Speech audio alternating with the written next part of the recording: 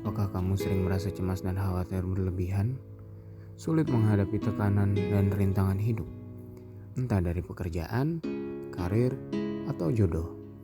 Berbagai cara sudah dilakukan, seperti pergi ke psikiater, beribadah, dan berdoa.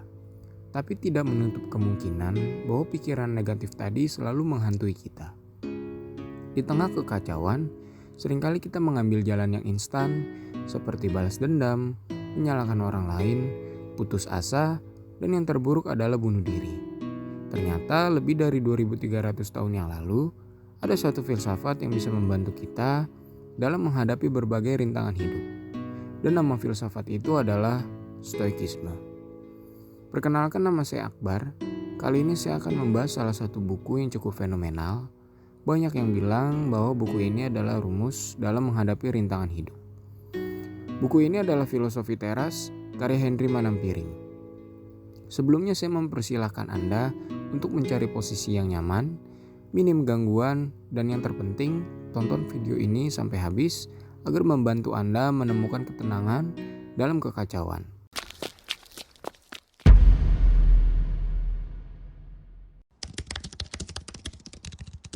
Masalah yang terus datang. Banyak orang menginginkan ketenangan dalam hidup.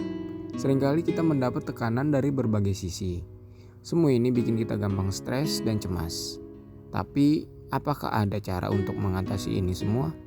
Tentu ada. Buku ini berusaha menjelaskan prinsip-prinsip dasar stoikisme dan bagaimana penerapannya dalam kehidupan sehari-hari untuk mencapai ketenangan batin dan kebahagiaan.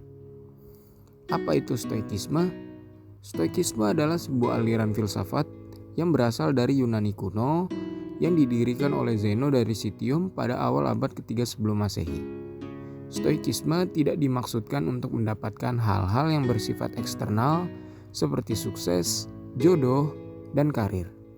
Tujuan utama stoikisme adalah mencapai kebahagiaan dan ketenangan batin melalui pengendalian diri, kebijaksanaan, dan hidup selaras dengan alam. Stoikisme mengajarkan bahwa kita harus fokus pada apa yang bisa kita kendalikan seperti pikiran, tindakan, dan sikap.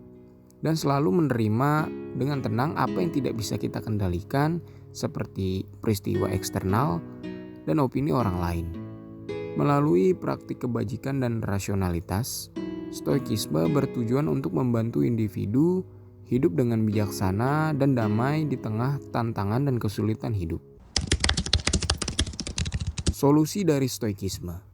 Stoikisme menawarkan beberapa solusi untuk menghadapi tantangan dan ketidakpastian dalam keadaan saat ini. Dikotomi kendali. Pertama, mari kita bicara tentang dikotomi kendali. Dalam stoikisme, kita diajarkan untuk membedakan antara hal-hal yang bisa kita kendalikan dan hal-hal yang tidak bisa kita kendalikan. Misal, dalam situasi pandemi COVID-19, kita tidak bisa mengendalikan penyebaran virus secara global atau kebijakan pemerintah. Namun, kita bisa mengendalikan tindakan kita sendiri. Kita bisa memilih untuk tetap di rumah, menjaga kesehatan, dan mengikuti protokol kesehatan. Dengan fokus pada apa yang bisa kita kendalikan, kita bisa mengurangi rasa cemas dan stres. Amor fati. Selanjutnya ada konsep amor fati yang berarti mencintai takdir. Ini mengajarkan kita untuk menerima segala sesuatu yang terjadi dalam hidup kita, entah baik ataupun buruk. Misal, jika seseorang mengalami PHK akibat krisis ekonomi, daripada meratapi nasib, mereka bisa melihatnya sebagai kesempatan untuk mengeksplorasi hal-hal baru. Mungkin ini saat yang tepat untuk belajar keterampilan baru, memulai bisnis, atau bahkan mengejar passion yang selama ini terpendam. Dengan menerima situasi ini dan melihatnya sebagai bagian dari perjalanan hidup kita, kita bisa menemukan makna dan peluang dalam setiap kesulitan. Premeditatio malorum. Konsep berikutnya adalah premeditatio malorum yang berarti merenungkan kemungkinan terburuk yang bisa terjadi. Tujuannya bukan untuk menjadi pesimis, tapi untuk mempersiapkan diri secara mental menghadapi berbagai kemungkinan. Misal, saat berinvestasi di pasar saham yang sangat fluktuatif, kita bisa membayangkan skenario terburuk seperti penurunan drastis nilai saham, Dengan melakukan ini, kita bisa mempersiapkan diri dan membuat rencana cadangan.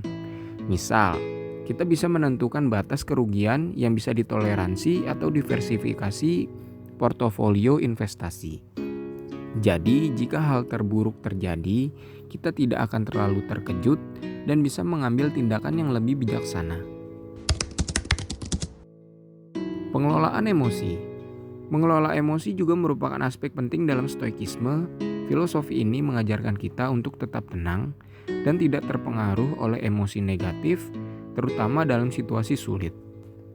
Misal, bayangkan Anda sedang berada di tempat kerja dan terjadi konflik dengan rekan kerja.